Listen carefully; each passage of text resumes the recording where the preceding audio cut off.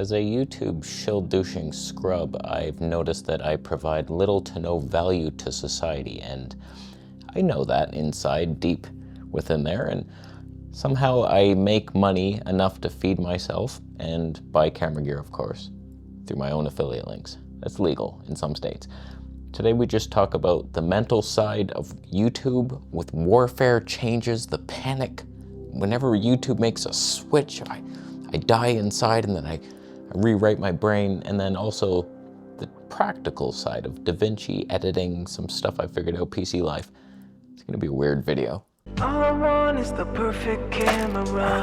All I want is the perfect camera. We're on the Nikon Z6 III Canon 24mm 1.4 Fringer adapter, Glimmer Glass 1.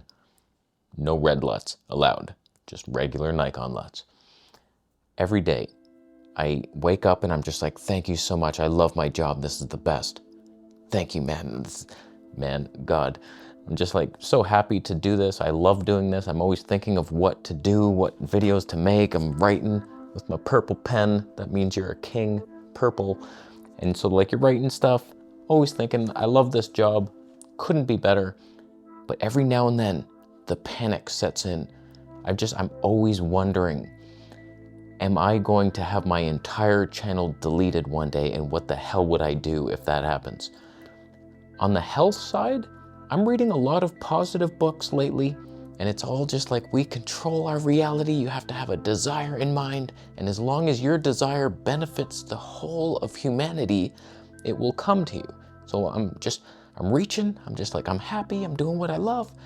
And then on my health channel, I feel there's this demon in the back of my mind that says YouTube is suppressing that channel because Big Pharma and Google have some ties.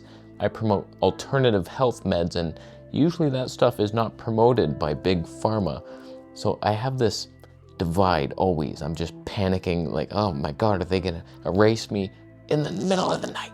It's mostly on the health channel that I panic. Like I'll get videos removed for medical misinformation, and I'm like, what are you talking about? Like, this is just a natural thing. I'm giving my opinion on it. And it's like, no, not allowed to talk about that. So it's like, I don't know how strict that will get in the future, and it's scary as hell. And then little changes, like the recent change was, we're not letting you put mid-roll ads because they're disruptive. You have to pause with karate chops. Oh my God. I made $12 just there. So those are the fear demons that I battle every day, having a YouTube channel. And I know there's others. You attach your self-worth to the amount of views you get. Like it's such a stupid thing, but like if your channel's not performing well, you automatically think, I'm not a good person. No one cares about me. Like just be easy on yourself. We are our toughest critics, and it's not good. So mental warfare, there's a lot behind the scenes. It's not just like, he's just talking and I could do that. Like, could you deal with the panic? Good luck with it. Now, on the more practical side, I did a little experiment. I was talking with Spencer's Adventures, my new buddy. He has a YouTube channel. It's all about like frugal living and like old tech and why I use an iPod, and like it's cool stuff. And he's a great guy, and we were hanging out just talking YouTube life, and he was asking me like, how long do I spend working? How much time editing and stuff? And I never time it, but I was curious. So like the next day I had all these ideas, and I kept going. I just started recording a video and then another one. I ended up making 5 videos in a row, and that took me 2 hours to film. And these were not bullshit videos like, oh, how bad of a video could I make? As long as it's fast, I'm just pushing out the content. Like these were like intense editing, like that best camera video for each of my genres. And I was like looking up all the footage I had from each camera I was talking about. And it ended up being like quite an intensively edited series. And I made a video about Bitcoin crashing, and I was joking that I have to vacuum my hair now because the crash. And so like that was a side-by-side with all these graphs. So like it was quite intense, like 5 videos. Now the rough chop for those videos is very quick. It takes me less than 5 minutes to like just cut out all the mistakes, and then I have my base video. It's just very easy, chop and edit with the waveforms. It's just doing it visually and then boom, you're done. And that's when I watch the video back and add in things, B-roll and charts and pictures and text and all kinds of comparisons, side by sides and titles, and we do all that in one run, render it, done. So those 5 videos took me roughly 6 hours to edit. So if you put it into perspective, one video could be roughly 20-ish minutes to film, say 25 minutes, and then editing, give yourself an hour to an hour and a half. That's my schedule. And that will make me, God only knows how much, because of the fluctuations. You have no idea, the mental warfare. Sometimes I'm making like 5 grand Canadian on just YouTube ad revenue. Sometimes it's knocked down to 3. Whoops. Did you need those ads? So like you never know. And it's just always, wow. So like I try not to pay attention to the monthly stuff, because at the end of the year, I've made a decent amount of money and there's no reason for the panic. But like sometimes it's just like, will that be even lower next month? It's always a panic when you click that ad site and see how much did I make on YouTube this month? And sometimes it's like, oh, that's better.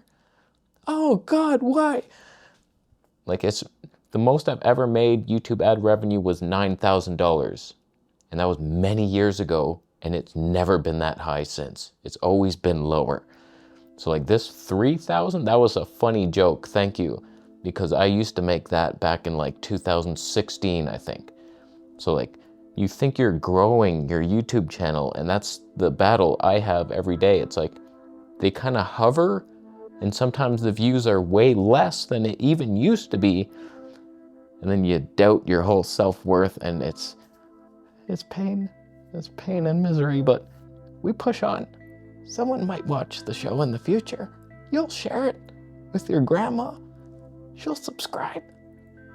Come on. Now when it comes to my PC, I was curious how hot my new CPU gets, because we got that 5900X in here, we got that 7900 XTX video card. They're hot and they're mighty, and the Noctua cooler.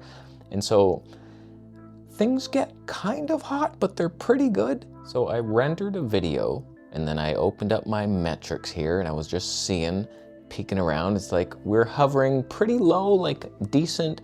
If I'm being honest with you, I don't know the ideal CPU temperature, but I've heard 70 to 80 is pretty good. And for the most part, I'm there.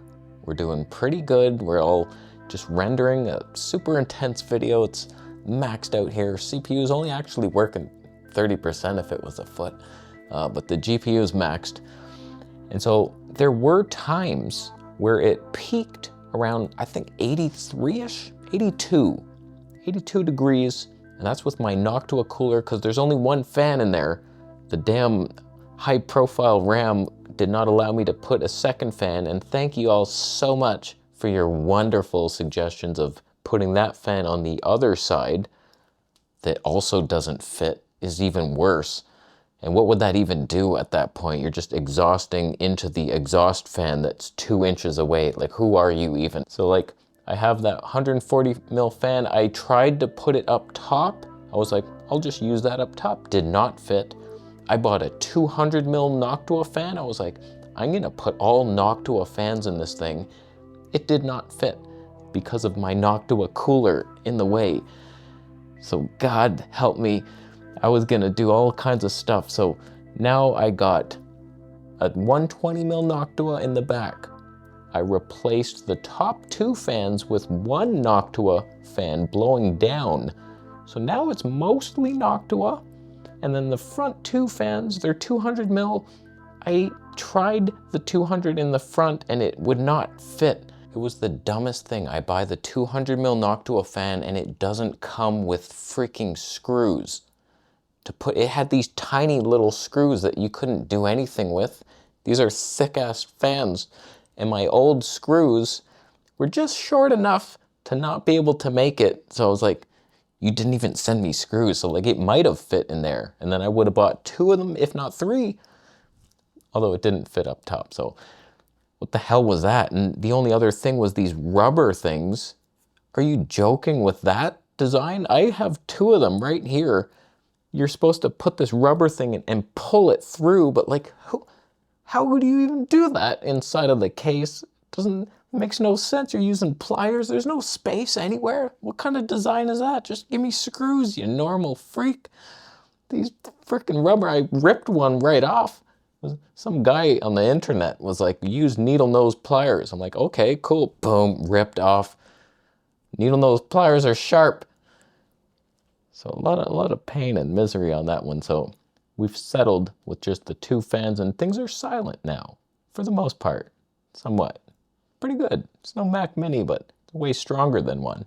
That's good times. So like, I'm done with the PC upgrades. I don't need anything else.